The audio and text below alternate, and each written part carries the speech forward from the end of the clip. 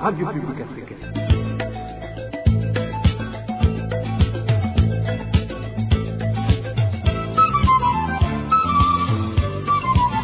Radio Publique Africaine.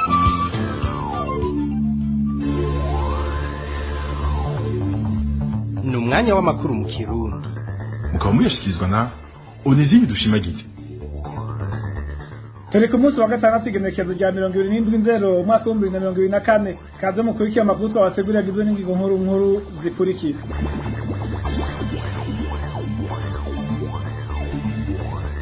Hari abanywanyi bane b'umugambo SNL ku mutumba Kabuyenge zone ndemeka muri komine Gisuru batabarizwa n'ababo bafungiwe muri rikuru rya Ruyigi bagirizwa kwifatanya n'abagamije guhungabanya umutekano w'igihugu. Ibyaha babo bavuga ko ari ementanya bariko baragirirwa. Abakozi ba leta bo mu ntara ya Muramvya bagiriza muri amatari mushasha yo ntara kari kabananiza mu kubaka interano z'iterambere ry'iyo ntara kandi nayo basanzwe bahemba ku kwezi atagishobora kubabesha. Mu kiganiro kw'isoko mukurikiye buri wa gatandatu uno munsi tugaruka ku karengane gakorerwa abanyoro barekurwa n'ubutungane canke barangiza igihano baciriwe ariko bakagumizwa mu ibohero. Aya nanzi twabateguriye ni mu kanya kaze midoni.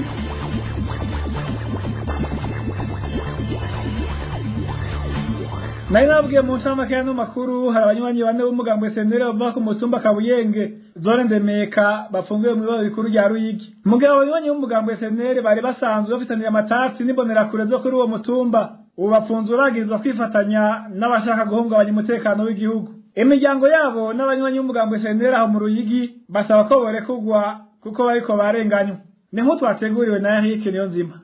Abo bafunzwe n'uwitwa François Benjamin wa gatatu ni se wa François nayo wa kane yafatiwe ku mugwa mukuru wa komine Gisuru yitwa Ndayisenga Cleophas yarasanzwe n'icegera c'umukuru wa SNL muri iyo komine nyene. Nkuko umwe mu bavuganye na RP yabivuga ngo bamaze kubazwa kabiri ariko nta nyishu bararonka. Ubu bari mu ibohero rikuru ryo mu Ruyigi. Batatu nabo ku mutumba w'Ukabuyenge ubundi umwe nawe ni umusekreteri abagiriza message ngo zijyanye no gutegura ubwicanyi niko baragikurikirana iyo mu butungane bababaza icyo bozivuga ko baramaze kubabaza kabiri ku wa mbere barabentereje arisigura bazi icyo babivuzeko izo message babafatiye mu telefone ko wa gatatu naho nyene baragize icyo babaza bifasha bahejeje kubentereje bajana mu mpingo babe bararindira ngo bazobahinishe. Amakuru ava ku mutumba wa Kabuyenge avuga ko abo banwanyi b'umugambwe SNL bari bafitanye amatati n'imbonerakure zo kuri uwo mutumba ivyo bagirizwa nta shingiro bifise. Itonzi gusa nuko bari basanzwe bafitaniye amakonti n'imbonerakure zo mu mutumba wa Kabuyenge bumvikana baguma barondera kubabuza umutekano inzira y'uko kuntu barakopoza mesaje nambere akabahanuza icyegera cy'umukuru wa SNL numva rero izo mesaje ngo nizo bagiye bagafatana babagira yuko baba bafite abandi bantu bazoza kubafasha kurumva Abanwanyi b'umugambwe SNL cyo kimwe n'imiryango yabo bafunzwe basaba kababobore kugwa kuko bari kubazira ivyiyumviro vyabo vya politike. Mu makuru avugwa mu gisata c'impunzi abarundi hamwe n'abandi banyafrika bagiye gusaba ubuhungiro mu izinga rya Mayotte ryegukira igihugu c'Ubufaransa bariko barirukanwa n'abanyagihugu bo muri iyo zinga. Abo banyagihugu ba Mayotte bamaze iminsi bakora imigumuko bazibira amabarabara biyamiriza izina munyafrika wese uwo bafashe bakamukubagura. Izo mpunzi zigwiriyemo n'abarundi zisaba igihugu c'Ubufaransa kubahiriza umutekano wabo. Ni nko twateguriwe na Elvis Niyomuge. Haracinjwe zibiri hatangujwe isekeza ryo kwirukana abanyafrika bose harimo n'abarundi bagiye gusaba ubuhungiro mu izinga rya Mayotte ryegukira igihugu c'Ubufaransa. Abanyagihugu b'iryo zinga Mayotte barahiye bararengwa ko badashaka kubona mu gihugu cabo izina munyafrika wese ngo nibasubire iwabo canke leta y'Ubufaransa ibakureho ibajane mu Bufaransa aho bita muri metropole mu rurimi rw'igifaransa. Isoko rya RPA muri Mayotte rimenyesha k'abanyagihugu b'iryo zinga bamaze imisi bakora imigumuko mu mabarabara aho biyamiriza abanyamahanga bava ku mugabane wa Afrika uwo bafashe bakamukubagura. Abamahore bavuga bati nibave hano batuviye hano dukeneye abanyafrika ngahaye cyane nabo bagende mu kindi babatware mu kindi gihugu cyangwa Ubufaransa batware wabo. Rero tuvuga tuti twasavye ubuhungiro Ubufaransa ntitwasavye ubuhungiro abamahore nimba twasavye ubuhungiro Ubufaransa nabo bagomba no kutwubahiriza kuba hariho amategeko natwe tugenga ariko bamaze igihe badutera amamodokari bakayafata bakayaturira bakiba abanyafrika bagahagarika amamodoka isukari bakaraba ko abanyafurika barimwo. Abarundi bahungiye muri iryo zinga rya Mayotte bafise ubwoba bwinshi bagasaba igihugu c'Ubufaransa kubakingira. Ubu rero hageze kuri n'intambwe abamahore bagenda kubuza abantu bapangishije amazu abantu babamwo kugira ngo bazibakuremwo. Uvuga ngo n'umunyafurika apanze inzu yiwe yigenga nabo baragiye baramenasa bene amazu. Rero ikintu dusaba Ubufaransa tugasaba protection yacu ikwiye ko turabona ko protection itameze neza, twe dufite ubwoba nk'abanyafurika kuko batumereye nabi cyane. Naho biruko iryo zinga rya Mayotte riri mw'ibahari Indiano mu buseruko bw'umugabane wa Afrika ryegukira Ubufaransa, ribamwo abanyagihugu b'urukoba rwirabura bahaje bavuye mu bihugu bitandukanye, cyane cyane mu mazinga ya Comore haraciye imyaka 500. Uyu munsi iryo zinga rikaba rimaze kwakira impunzi ziva mu bihugu vya Afrika zababa 6,000. Abenshi muri bo bakaba bahaza kugira bashobore kuronswa ubuhungiro n'igihugu c'Ubufaransa gitegeka iryo zinga. Tukiri mu gisata c'impunzi shirahamwe rihamye agateka k'impunzi ziri mu makamba atandukanye yo mu karere, CBDHVK rihagaritse umutima n'amajambo aherutse gushikirizwa n'umukuru w'igihugu ca Tanzania Samia Suluhu hamwe n'urongoye ibiro bikuru vya gisirikare vy'ico gihugu ko bijanye no kwirukana impunzi. Muri CBDHVK bavuga ko ivyo bashikirije biciye kubiri n'amategeko mpuzamakungu akingira impunzi, na cane cane rivuga ko kizira kwirukana impunzi uzisubiza mu gihugu zahunze. Kurikira Leopold Sharangabo arongoye ishirahamwe CBDHVK. Twasohoye itangazo ahanini dushaka kugira ico tuvuze ku majambo ya mazimisi ashikirizwa n'umukuru w'igihugu ca Tanzania mbere n'umukuru w'igisirikare, aho amatangazo yabo ateye ubwoba cane, ivyo bavuga biteye ubwoba mbere bitandukanye cane n'amasezerano mpuzamakungu agenga impunzi. Kuko twumvise nk'amajambo urongoye igisirikare muri Tanzania yavuze amenyesha ko impunzi z'abarundi zitezwa gutaha kuko ngo zishaka kuguma muri Tanzania kugira ngo zigume zija ku butunzi bwabo, kandi uravye mu bisanzwe ubuzima impunzi z'abarundi zifise muri aya makambi ni ubuzima bumeze nk'abari mw'ipirizo. Murazi ko nta kintu na kimwe babarekurira gukora, baba bameze nk'abapfunzwe.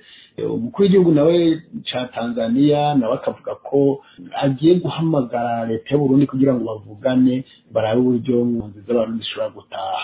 Ivyo navyo ni ibintu biciye ku biri n'amategeko, ni ibintu biciye ku biri cane cane n'ingingo ya 33, ingingo ivuga ko ata gihugu na kimwe gifise uburenganzira bwo kwirukana impunzi canke kuzisubiza aho zaje ziva atari ku bushake bwazo. Ivyo ni ibintu vyerekana ko ari ibibazo bikomeye, arico gituma twafashe ingingo yo gusohora urwandiko kugira ngo twereke abarundi n'amakungu, twereke isi ibiriko biraba, ko impunzi z'abarundi ziko zirahohoterwa, mbere tugira ko tunasaba leta ya Tanzania guhagarika umugambi wayo, guhagarika ikintu cose gishobora gutoteza impunzi, ahubwo bakaraba amasezerano ico avuga ku bijanye n'uburyo impunzi zova mu gihugu. Nimba koko Tanzania yarambiwe n'abarundi ibimenyeshe, barabe ukundi kuntu nasozi nibagenza, kuko harimo abarundi badashobora gutaha, bidashoboka ko bataha kuko urumva murazi biriko biraba mu gihugu, murazi bivugwa. Twasabye kandi rero n'amakungu kugira ngo akurikiranire hafi ivyo bintu biriko biraba, kugira ngo ivyabaye mu mwaka wa 2012 bisubire, aho byo kumvikana kwa leta y'Uburundi na ya Tanzania mu bijanye no gutahukana impunzi, bafatanya inguvu zitahukana ku nguvu, zimwe muri zo zihasiga ubuzima kuko ari zabona ko zashobora gutaha mu nyuma ziragandagurwa, abarenga 50 baricwa. Ni ibintu rero twasabye ko isi yose yoshira amaso kuri Tanzania, kuri iyi nteguro yayo ikiravuga kigiye gukorana na leta y'Uburundi kugira ngo bakurikiranire hagufi ico kibazo, ntidusubire kumva ko hari impunzi zagandaguwe ziriko zirirukanwa kugira ngo zitahe. Ya Leopold Sharangabo arongoye ishirahamwe CBDHVK. Tumira amate tubandanye n'amakuru twabateguriye mu gisata c'intwari ibereye. Amafaranga yabaye miliyaridi 4 niyo akoreshwa buri mwaka kugira ngo igihugu gifashe kwitaho abanyororo mu mabohero atandukanye y'igihugu. Ni ibiharuro vyatanzwe n'umukenguzi w'amateka Space Caritas Njeri Kanuye hari ku munsi wa gatatu uheze kwigenekezo rya 2024 uno mwaka. Space Caritas Njeri Kanuye rero akaba yamenyesheje ko ivyo bitera agahombo kanini igihugu, kuko henshi mu mabohero usanga hagwiriyemo abazira akarenganyo canke abejeje n'ubutungane ariko bakaguma bapfunzwe. Twumvize umukenguzi w'amateka Space Caritas Njeri Kanuye. Duhereye mu mpimba zitandukanye zingaha mu gihugu cyacu Burundi, umuntu afunzwe arafise ivyo yandikiwe gufungura ku munsi, haba ibiharage, haba umuceri amavuta umunyu ngira ngo n'amakara kuko ntiyabihekenya bateza kubiteka none mwubahwa twagomba by'ukuri mugende mwicare muturabire izo charge financière igihugu kiguma gisesagura ku bantu benshi usanga baraciriwe imanza ntibarekugwe bakaguma bagaburirwa batariko bararima nk'itegeko twari twabahaye ngo ribafashe mwarashe gushira mu ngiro umuntu akaca yumva ati none vy'ukuri nta bantu bavyungukiramwo nka kumwe twumva mu misi heze hari amavuta agena ntashika ubwo ibintu vy'ukuri ivyo bagaburira abafungwa bishika byose babibaha byose canke nta bantu bafisemwo ububasha intérêt rwo hafungwe benshi ko turanka ibindi natwe akote kuko twaravye by'ukuri uharuye honye n'ibiharage ugafatira kuri 350 grama par ku munsi umuceri 350 grama y'umuceri ku munsi ku muntu ugafata n'abantu sinzi ko ari mu mpimba Bujumbura gusa canke bari mu gihugu cose bya bihumbi 4 ugaharuka kagwiza amafaranga dufate ku bihumbi 4 ukacuja no kubiharage tutashizemo n'amavuta niki ayo mahera usanga ari mu miliyari zirenga 3 n'amajana 276 ku mwaka ukaca wiyumvira none izo miliyari ziko zirasohoka nta mashuri angaha havuyemwo hagafungwa by'ukuri abantu baba bafise ibi abantu bona nyine ko bakeneye gufungwa twagomba rero nk'intererano by'ukuri mugende mwicari muturabire yuko iyi nkingi y'iterambere turondera yuko ubushikiranganji nabwo bw'ubutungane bwo kwifatanya n'abandi ubushikiranganji bw'ukurima n'ubworozi kugira ngo nabo tugende dufatanye mu nda twese ikivi tugikutse ntihagire abarima n'abarya gusa murakoze nyintera yunganira umukenguzi w'amateka nje barekanuye Emmanuel Sinzohagera umukuru w'inama nkenguzi w'amateka yavuze ko amafaranga apfubusa mu kwitaho abantu burijwe mu mabohero kandi abenshi muri bo barenganywa yokoze yindi migambi y'igihugu Emmanuel Sinzohagera rero akaba hamagarira mu gisata cy'ubutungane gukora kugira ngo batezurire ayo mabohero gutyo rero ayo mafaranga yahora afasha kwitaho abanyororo yoheza kongerwa mu gashiruka buti gahabwa abakozi mu gisata cy'ubutungane Rega turashobora kuronka n'umushahara wanyu mu kugabanya ivyo bitigiri byo bafungwa birirwa baragi vya gusa ayo mafaranga n'ubundi akaceje ku mishahara yanyu mu bisanzwe leta irayasohora hakorera yasohora iyaha abantu bafise amaboko n'amaguru bakomeye n'ubwenge genda mu netwaye izo prison hafungwe zango zibiri nyene bamwe nyene ba president au danger public bamwe nyene tubona ati abavyukuri tini hamwe nyene bakwigano cyo gupfa nabo nyene bari kugenda iyo bashize abandi mugabo abo bandi bose y'amafaranga yo kubagaburira yo kubavuza yo kugirana mwe muronse uruvugiro kuvuga terega twagerageje guswanya amadepense muri ministère rero aya mafaranga twashoye kugira ahubwo ni muce muyaha muyongereze bugashika bute kaba kabacamanza numva umenga yoba aussi une façon yo kwereka rujya gwego yuko mufise cet engagement kandi birashoboka kuko amafaranga usanga nk'uko baje kubiharura calcul très simple usanga ari amamiliyari n'amamiliyari alors pourquoi ayo mafaranga tuma tuyongereza abacamanza akaja kumisha hanyuma mukaca mukora kugira ngo nanone mwene izo dossier z'abantu usanga bariko ivyo gufunga abantu kuwa gatanu byasuye kugaruka kuwa gatanu ugaza wumva umuntu barakubwiye kweriki kugira ngo ahereyo urumva carara yo kuwa gatanu kuwa gatandatu kuwa Mungu bya bintu byo gukomeshanya gusa ndakwereke ko nkomeye ivyasuye kugaruka rero umwimbu tubasaba nuherega umwimbu mu bucamanza amatuza kugira nuwo nyene nuko bino bitigira ivy'abafungwa usanga bitanakenewe mu bividura kugira ngo leta kuko kurundi ruhande leta harakungukiza kuronka ya mafaranga yo kubagaburira yo kubambika kuko umufungwa ateza kugushonerwa impuzu imuranga ivyo byose n'amafaranga mukoze neza mumugwije umwimbu nimuduze rero umwimbu kugira muce mureklama ku ruhande rw'umushikiranganji w'ubutungane Domina Abanyankimbona aremanga ko amabahero yuzuye abazira akarenganyo agashiramo ibigitoke amakinga n'ibindi vyaha bito bito twumvize umushikiranganji Domina Abanyankimbona ku vy'ukuri ubu uravye abari mu munyororo ni bamwe baba bivye igitoki bivye ikinga bivye amashuka ugasanga abayaya bivye amashuka bayinabuja benabo usanga bagwiriye mu mpimba sinovuga yuko mu mabohero atabakoze ivyaha binini bariyo, nabo nyene bariyo ariko be nabo nyene bariyo bakoze ivyo vyaha binini nibo amategeko asaba yuko bogumayo. Abo bandi bakoze ivyo vyaha bito tukurikije n'intumbero ya nyene icubahiro abo baveyo, nivyo vyoca bituma amabohero hatagira abantu benshi. Tubamenyeshe ngaha ko bamwe mu bashikiriza amanza inyamirama bica nk'abacamanza batunga urutoke mu batuma ya mabohero yuzura imfungwa, vyaremeje n'abakenguza amateka eka mbere n'umushikiranganje w'ubutungane bwiwe. Tukibandanye n'abakozi b'intwari ibereye, abakozi ba leta bo mu ntara ya Muramvya bariyamiriza ingingo ya buramatari mushasha w'iyo ntara yo kubatoza amafaranga ku nguvu avuga ko ari ayo guteza imbere iyo ntara ya Muramvya. Abo bakozi bavuga ko bugarijwe n'ubukene butagira izina, ariko ntikibuze ko umutegetsi abaremereza ibindi, aho mbere nabwiye ko ubutazoyatanga atarupapuro na rumwe mu zikenerwa n'umunyagihugu azobaza muri iyo ntara. Edo nido na Danikre iratwumva. Amafaranga ari hagati y'ibihumbi 200 gushika ku bihumbi 100 vy'amarundi niyo umukozi wa leta wese ategerezwa gutanga bivanye n'ikibanza afite muri leta. Ayo mafaranga kandi abakozi ba leta mu ntara ya Muramvya bategerezwa kuyatanga bitarenze muri uku kwezi kwa kabiri tugiye gutangura, mu gihe babwiwe ko arayo gukora ibikorwa bitandukanye bijanye n'iterambere ry'iyo ntara yabo. Abo bakozi bavuga ko ari menshi narijya bari mu bukene butagira izina. Uyu numwe muri abo bakozi ba leta mu ntara ya Muramvya yaganiriye na radio RPA.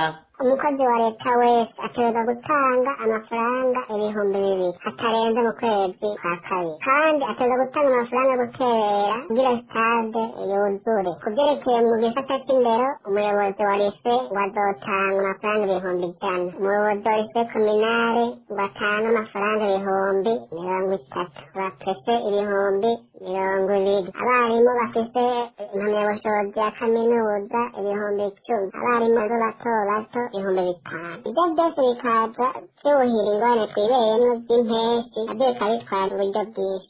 Inyuma yo kumva iyo ngingo, abakozi ba leta bo mu ntara ya Muramvya bavuga ko ubwanwa bufutse umunwa, bakibaza uko bagiye kubaho mu gihe n'imishahara yabo itigera ibageza no hagati mu kwezi.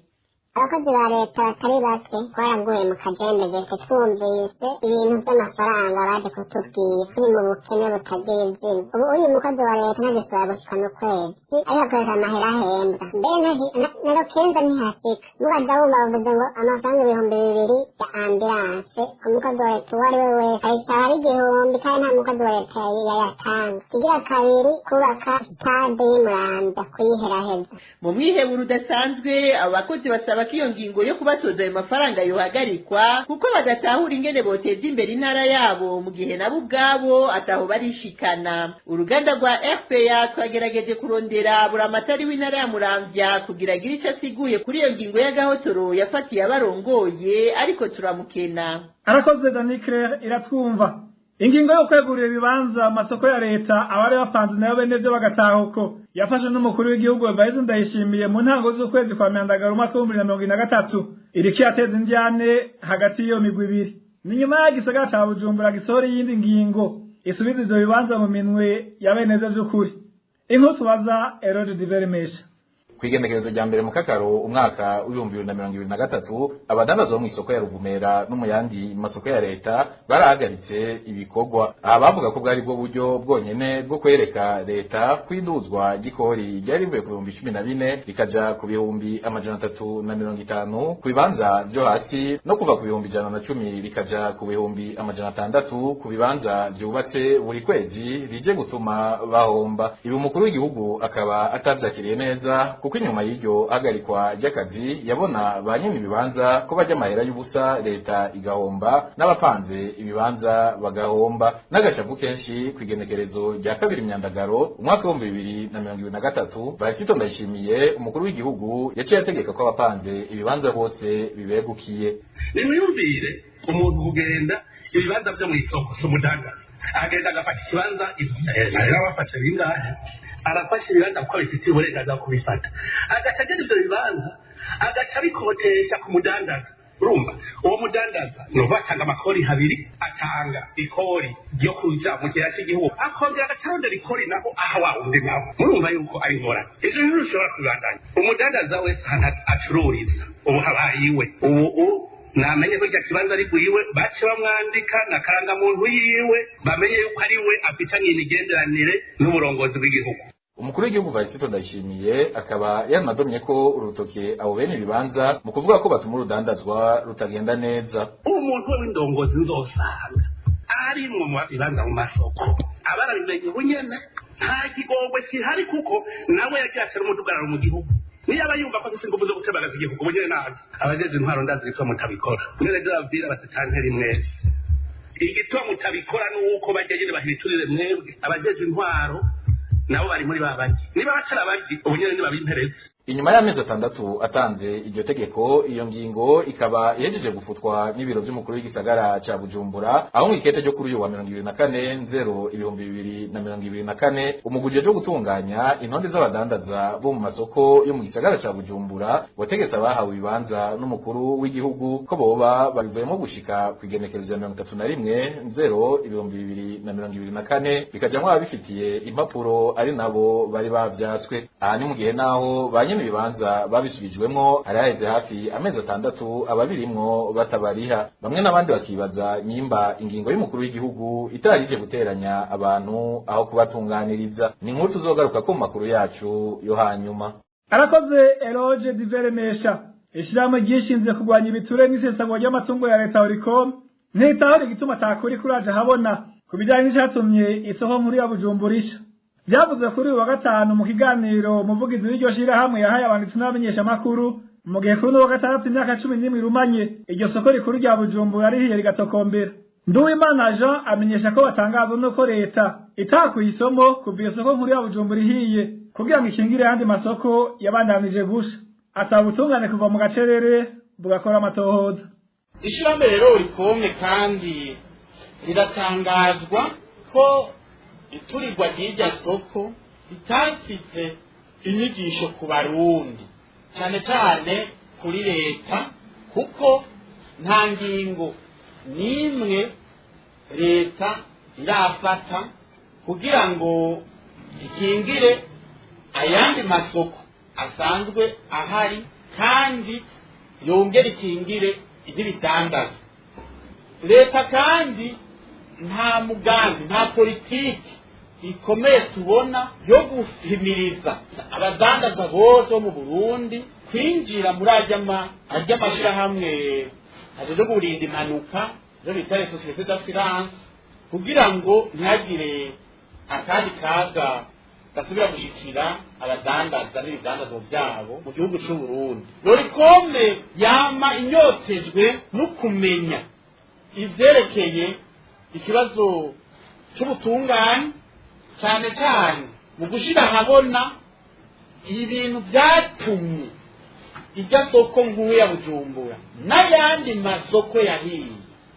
Icyatumye ibyo bintu biba icyatumye gituma amasoko asha agatokombera atacanye. Lorikome kandi iratangazwa no kubona atabantu mu kuvuga abagitira nabi barashobora gushigwa haba mu bimwe byerekeye amatohoza agirwa na parike eka haba kubashengeza no kuvuga imbere y'amasentare abifitiye ububasha kugira ngo hamenyekane koko abantu baturiye kuko biraboneka ko irya soko nkuru n'ayandi masoko bitituriye bidagitituriye.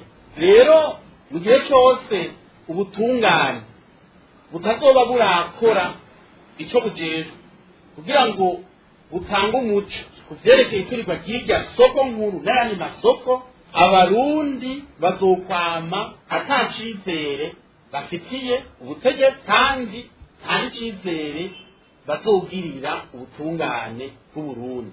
Yari Nduwimana Jean umuvugizi w'ishirahamwe Oricome. Tumira amate dutanduka igice cya kabiri cyane makuru cyahariwe ikiganiro ku isoko. Mu kiganiro ku isoko cy'uno munsi tugaruka ku karenganyo gakorerwa abanyororo barekurwa n'ubutungane canke barangiza igihano baciriwe ariko bikanka ko barekurwa. Ku isoko y'uno munsi murishikirizwa na Zawadi Grace.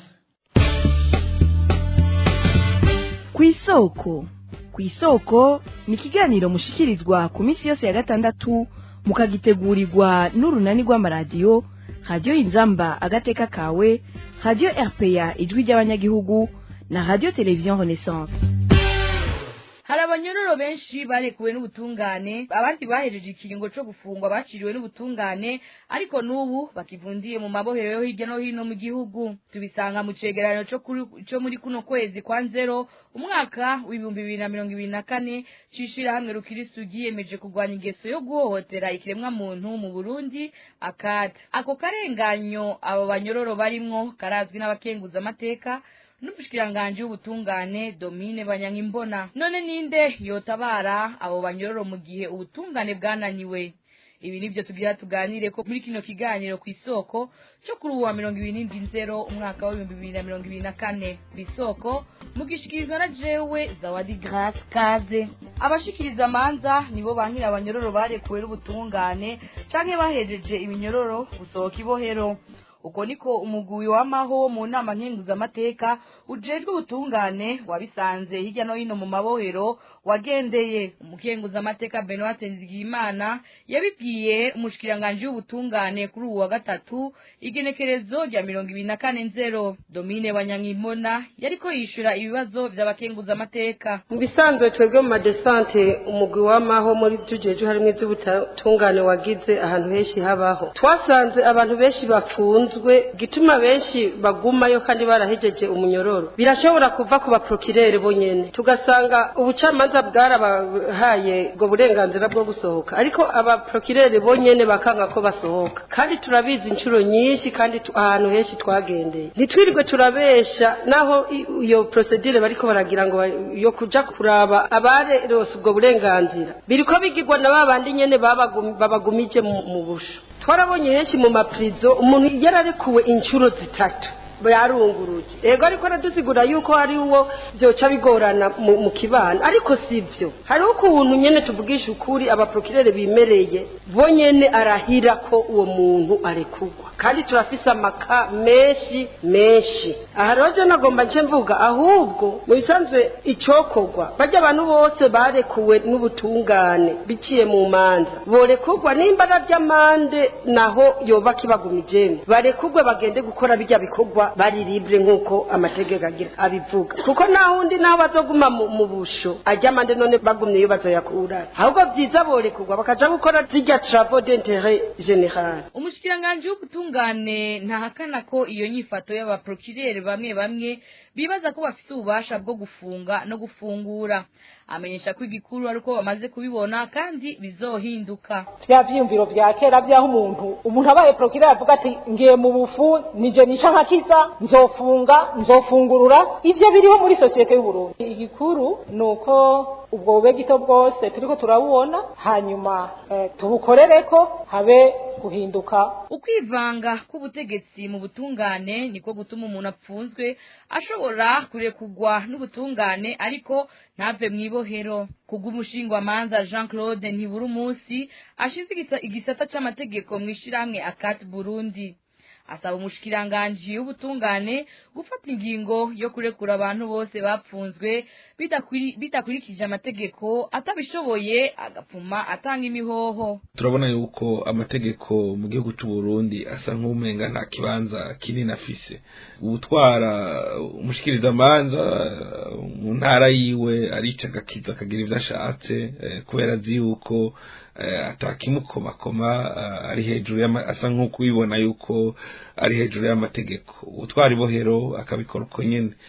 Mu bisanzwe iyo umuntu apfunzwe atamutafise ubutwara ibohero yateza kwibaza ku rugero rwa mbere, nawe akahava akerekana uwo yamubujije kurekura uwo muntu. Mugabo ingorane uno munsi nuko bigoye no kumenya utanga amategeko, kuko haruho amategeko yateza kuva wisunze uko abantu amategeko abaha uburenganzira bwo gufata ingingo, mugabo ugasanga hari ahandi ingingo ziva hatigera hamenyekana. Urumva ngo hejuru biperereza aho usanga ariho bababwira bati uyu aba bantu naho barekuwe n'abacamanza kirazira ntibashobora kuva ngaha. Umuntu umuntu akamara imyaka n'imyaka apfunzwe kandi atamutahe n'umwe ariko kuko aba yarejejwe n'ubutungane canke yarahejeje umunyororo aba yarakatiwe. Abo bantu rero basa naho kumenga bari hejuru ya byose, mbere bikaboneka yuko kumenga n'umushikiranganje hari aho ashika agakora agasha. Mu gihe tuzoba igihugu kitagendera ku mategeko, mu gihe hose hazoba hari akagwe kaboneka nko kumenga kari hejuru ya byose, tuzokwama tubona ibi bintu byo guhonyanga amategeko, ibi bintu by'akarenganyo. Aha rero twebwe ico twosaba umushikiranganje nuko yofata ingingo nk'uko amategeko abimurekurira, akubahiriza amategeko mu kurekura abo bantu. Aha niyabona yuko ivyo bintu atabishoboye, nta na kintu azoba ari karamarira abarundi, aracatanga imihoho avuge yuko hariho abandi bari hejuru yiwe badashobora kumworohereza kugira ngo akore ivyo amategeko amurekurira. N'ahandi ivyo nivyo bizohava bimwerekana yuko yagize ico afasha abarundi gusumba yuko yoza akaguma yidoga imbere yabo avuga ivyo nabo nyene babona ariko ntihagire umuti yereka abarundi. Kugeza ku igenekerezo rya 31 Kigarama umwaka w'2023 abanyororo bose hamwe bari 13,693 muri bo 6,739 bafunzwe bataraciribwa imanza n'ubutungane. Ivyo biruko mu gihe amabohero yo mu Burundi yarafise ubushobozi bwo kwakira abanyororo 4,294 gusa. Kurekura abafunzwe hadakurikije amategeko ni kimwe mu vyotuma ibitigiri vy'umurengera biri mu mabohero bigabanuka. Aha niho ikiganiro ku isoko c'uno munsi kigarukiye. Zawadi Grace nariko ndakibashikiriza nkaba ndabikebanuye. Cari ikiganiro ku isoko. Arakoze Zawadi Grace, ni hano makuru twabateguriye aciyagarukira. Ndabashimire mwese mwateze yompi, shime na bagenzani twafashanije kwitororokanya. Hamwe nabo mu buhinga bw'ivyuma batumye mudukurikira atankomanzi. Onezime dushimagize nabashikirije, ndabaseze ndayipfuza kororanirwa n'umunsi mwiza w'akaruhuko.